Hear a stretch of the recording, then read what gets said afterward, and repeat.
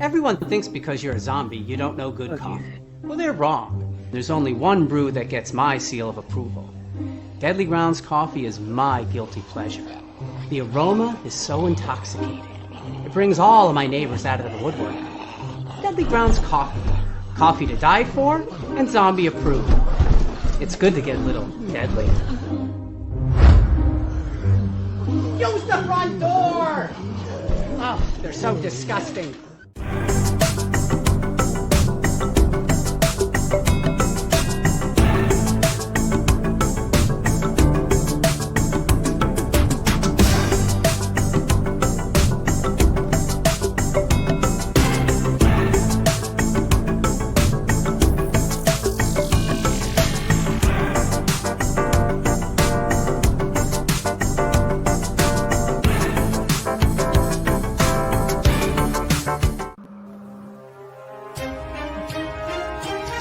The Dorkening and all affiliated shows are not intended for anyone under the age of 18.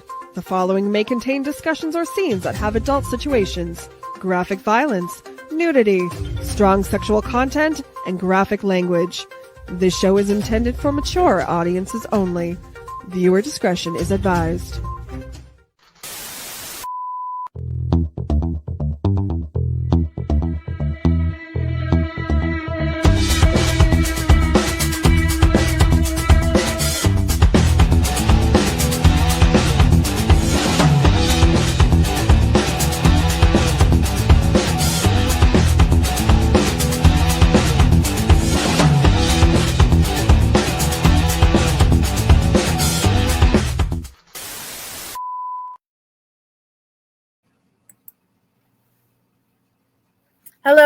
Hello, my lovelies, and welcome back to another episode of Unprinted Pages.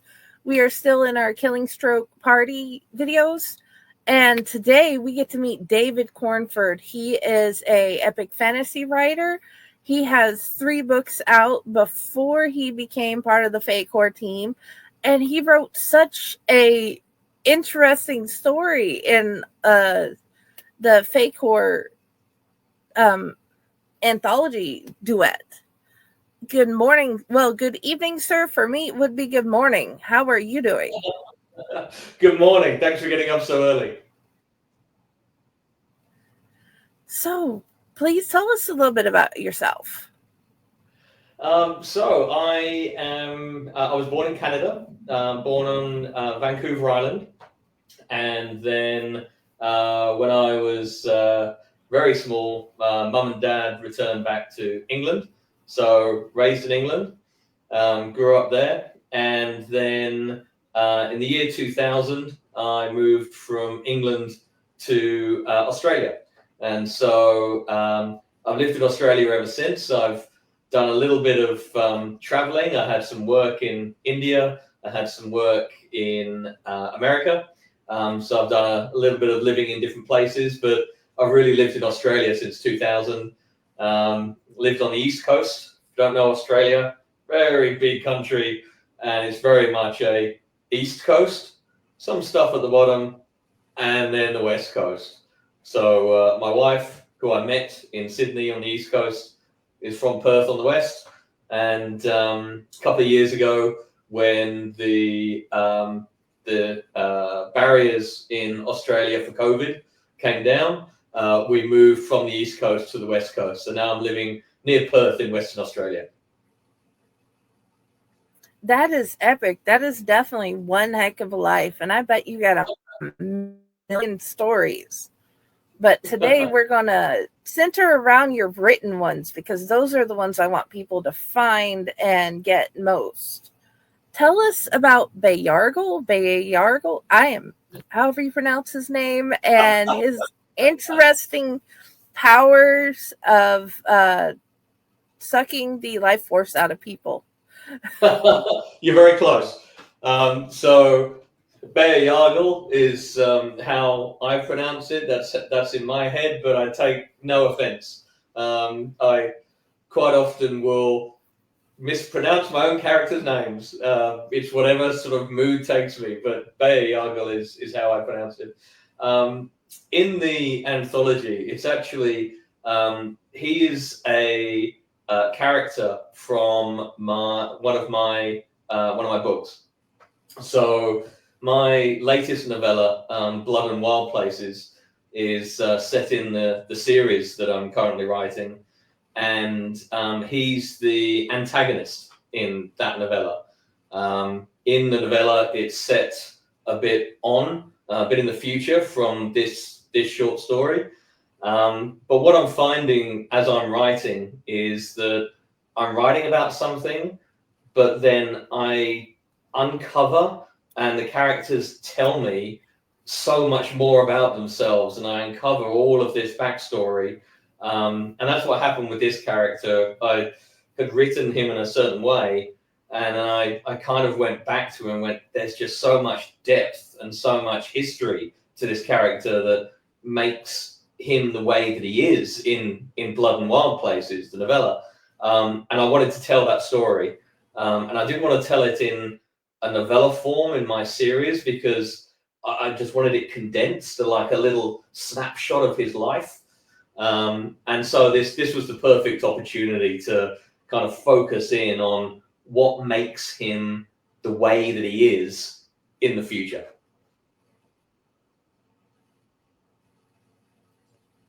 That is amazing. I had wondered if he would lead back to your other series. And so this one is one of the two that are already out, or one of the ones that are going to come out soon? Yeah, so this is the latest novella. So I released it, I want to say a month ago. So it's okay. Pretty small. It's an ebook. So it's currently on Amazon, but early next year it will also be on Kobo, and I'll be expanding its reach. And the short story in the anthology is really a little bit about. So let me backtrack. In the novella, you see him as he is in the future, and there's also a bit of a flashback to him way in the past when things start kicking off and his powers start manifesting, and then there's this gap in the middle. Well, this short story fills that gap. It's what happens after his powers manifest, and then what takes him and what leads him to where he is in the novella, Blood and Wild Places. So I don't want to spoil it too much, but it's an interesting. He starts off in one place and he ends up in a different place, and it's that journey. And what I find fascinating when I'm writing is putting that relatable journey in there. So why do people change? Why do they end up in a certain way? And I hope that this is a very relatable journey that takes someone from one place and leads them into being in quite a different place. Dude, you just helped me so much as a fan and reader, but also where to leave people if they enjoyed the story. Come find the one with that is actually really beautiful cover. The Blood and Wild Places cover on our thumbnail here. That way the readers can see what it looks like. I'm glad you like it. All your covers are gorgeous. Kudos to whoever made them.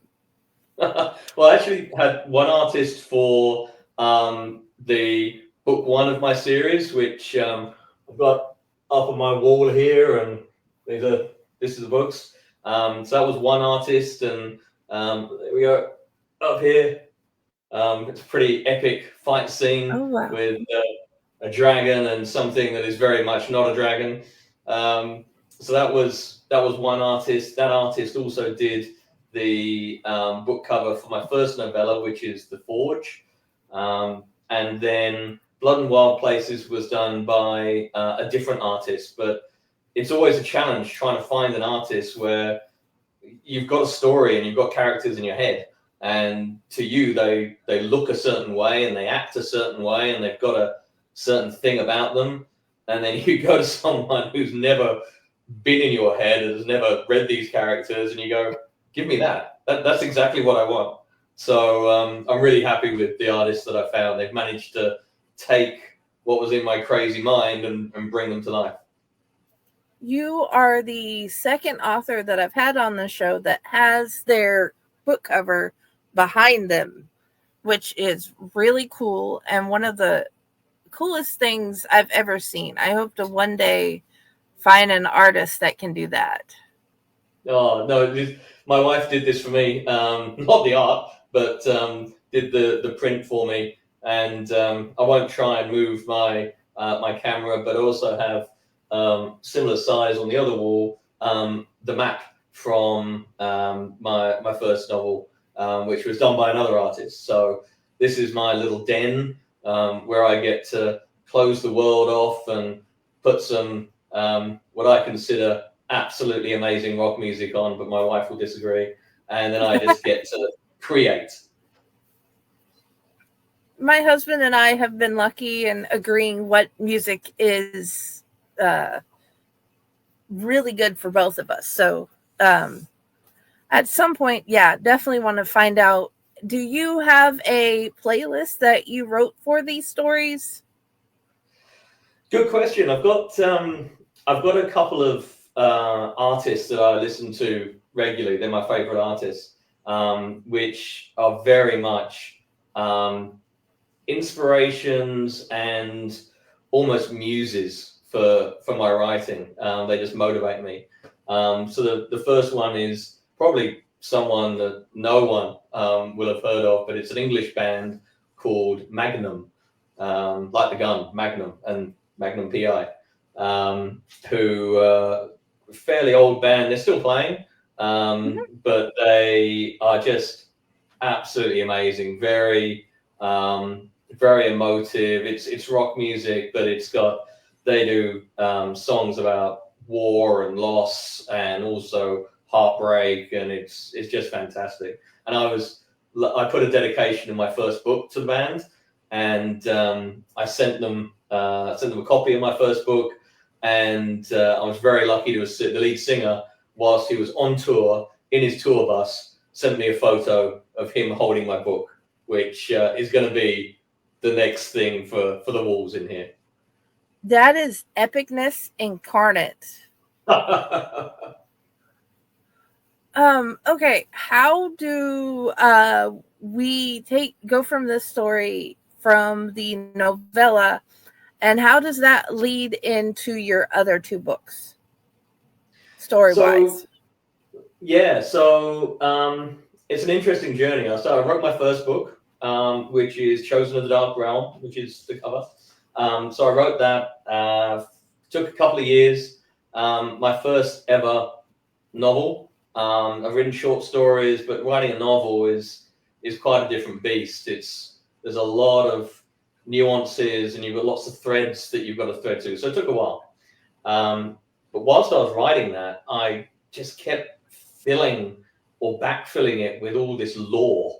And it was, why is this world the way that it is? And what's the background to the evil stuff? And what's the background to the good stuff? And why is there a kingdom here? And all this kind of thing. And I finished the first book, but I ended up with so much backstory. And what I realized through that whole process was that actually what I'd written wasn't the start of the story at all.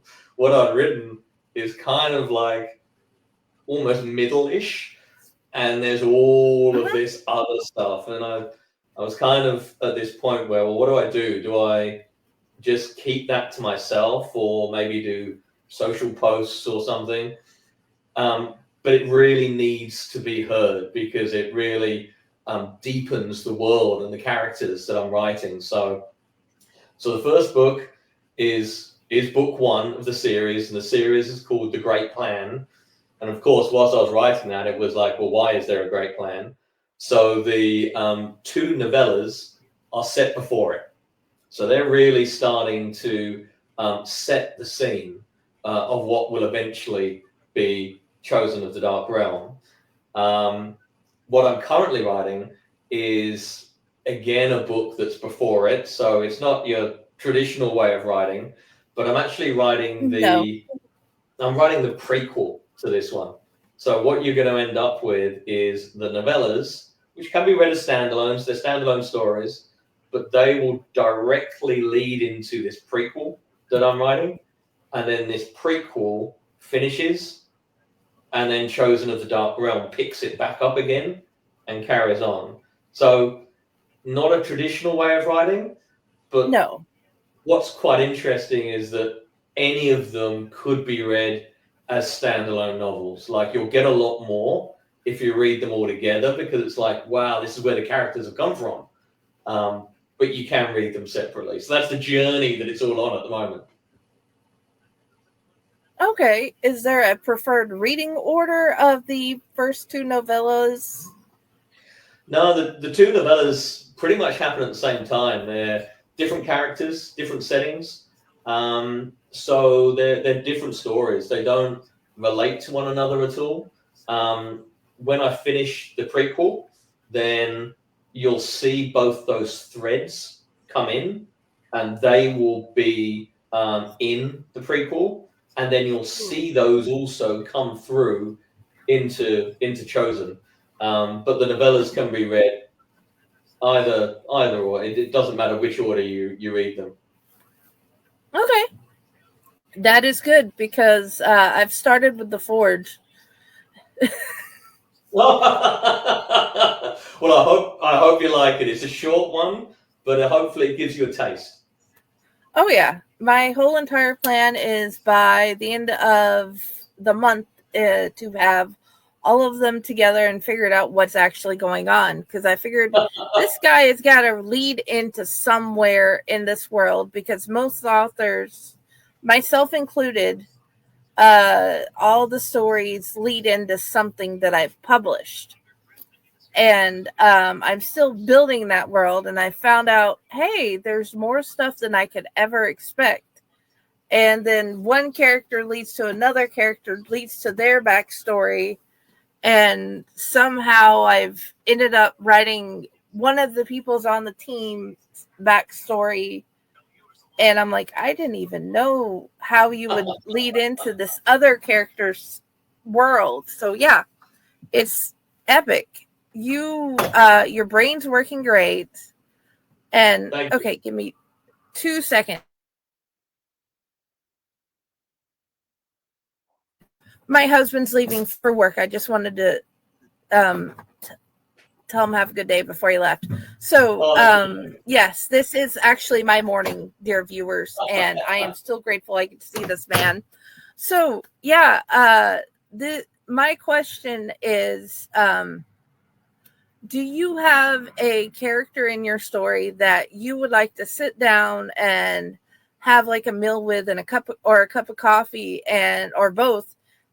Because I'm not sure if you like to drink coffee with your meals or whatever, but who would you like to talk to most and learn more face to face? Yeah, that's a great question. Hadn't really thought about that before, but yeah, there's a few. I'm trying to do this without spoilers. So there's the Blood and Wild Places, the cover where there's a bit of a dark face with a antlered kind of figure. That character is very pivotal to the entire series, and it's another character that's on a journey. Comes from he goes through a lot, and I think that he's a character that I would definitely like to sit down and chat to at the beginning of the journey, and then fingers crossed maybe towards the end of the journey, but I can't say too much because it's a hell of a journey. So that's one character, and there's another character which is in Chosen right at the very end, is mentioned in the Forge, and is going to be a major character, and that character is one that's I can tell you his name. His name is Zuen, Zuen, and he's not human, very, very powerful, and he's just trying to hold on. He's trying to figure out all of the chaos and all of the plans and the nightmares that are going on around him, and he's trying to make sure that everything doesn't break down. So those two, and then the last one would be Nanaya, which is the lead female character from Chosen, and again, strong character throughout the books, not in the prequels. Yeah, she's comes from a place, a very dark place, again, a very powerful character, very strong female character, and that's definitely someone I'd like to sit down and have a meal with. That is awesome. Are you a coffee or a tea person? Good question. First thing in the morning, cup of tea. Has to be a cup of tea. On the way to work, has to be a cup of coffee. Oh, okay. That normally it's coffee for me and then tea. So oh, there you go. But then again, not everybody likes either or. That's why I always ask, because I like to know what other authors' preferences are. Do you have a favorite place to write? I do. Anyone that's seen anything on my socials will have seen me down by a river that's near where I live. So there's a river called the Swan River here in Perth, huge river. And there's a place where it's a bit of a wood that then goes down to a little beach. And that's where I wrote The Forge. That's where I wrote Blood and Wild Places. And I take a little chair, stick it down in the sand, get my laptop out, and just ride away looking at the river. And the river has dolphins. And so you'll normally once a day you'll see some dolphins. So it's absolutely idyllic. That's my favorite place to write. It sounds gorgeous. Lately, I write wherever I get the ability to, but then again, I have tinies, so not some of them. A couple of them are not so tiny anymore. Ooh, sorry about that. No problem. I already told them it'll be 10 minutes later than normal because of this. So, what is the place you're looking forward to leading your story? Because I know you don't exactly lead it. But what place are you looking forward to finding yourself in the story next? Where's the story going? Yeah, where the story's going, but is there like a place in the world that you're looking forward to seeing in the story, or a character development thing that's going to happen that you're like, oh my God, I can't wait to see how this will happen, or how we'll get to here and what happens here? Yeah, great. So I guess two things. One is the story is called the Great Plan series. That's the series of the books. It's hinted at what the Great Plan is, but it's never really revealed. I'm really looking forward to the reveal. So that's something which I'm trying to hint at, give a few little, ooh, what's going on here? But that's something I'm just going to bring and smack in the face at some point. So that I'm very much looking forward to. Still not quite sure how I'm going to do that, but it's something I'm building up to. So that's the first one. And the second one is, I know how the story is going to end, and it is going to be truly epic. And I'm really looking forward to making that happen. So again, I don't want to give too much away, but a big reveal and a very big event, let's say, that's going to shake everything up, and you're going to see a lot of churn with characters. So those are the two things which hopefully will really shake people, and they're what I'm looking forward to. Okay. Is there a favorite quirky or fun character that you have in the story that you want more people to notice and be a bigger fan of? Yeah. Again, good question. I think that the character in Blood and Wild Places, there's kind of at the end, two characters kind of go off. One is Antler Man, and the other one is one that I'm still developing. So that one is one that I would. He's on a journey, and I'm not quite sure where that journey is going, but I'm hoping that I incrementally make him more and more interesting to people with his backstory and his journey as a character. So if people watching this read Blood and Wild Places and they get to the end and they'll get the two characters, then they'll get where I'm going with that. I don't want to say too much. I'm trying to build up a lot of suspense and a lot of mystery with the characters, kind of giving a little bit and then holding a bit back. Oh, yeah. We will definitely add all three to the TBR on the website. Great. What is your favorite dessert? Favorite dessert? Probably red wine. That works. You're the first person that gave a liquid as the dessert. Normally people are like, ooh, brownies or mint chocolate chip pie or something. No, if you're going to have the calories, let's just jump straight to it. Hey, that makes sense. That's a great answer. What is your favorite book or book series? So anyone that's read my bio knows I've got a close connection to David Gemmell, and his many of his series, the Waylander series, the Druss series of his, they are the John Shannow series of his. I could keep going on. They're old. But they're favorite. They're quite dear to me. So they come up, and then the other one is probably one of my favorite books because I read it when I was young and it uncovered fantasy for me. Is Magician.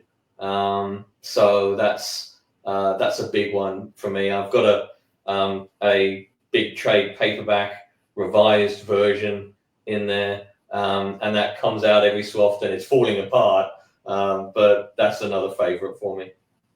I can honestly understand that. You should see what my copy of Friday by Robert A. Heinlein looks like after getting the original trade paperback copy when it was published. So, yeah. Since we are getting to the end, where do you want people to find you, and do you cook? And if you do, what is your favorite recipe? So you can find me on Facebook, David Cornford. You can find me on Instagram. I've recently started on Substack. I'm also on X and Blue Sky. So David Cornford author. You'll see the picture. That's where you can know that it's me. Do I cook? Yes. And what do I cook? Anything spicy. I love chili.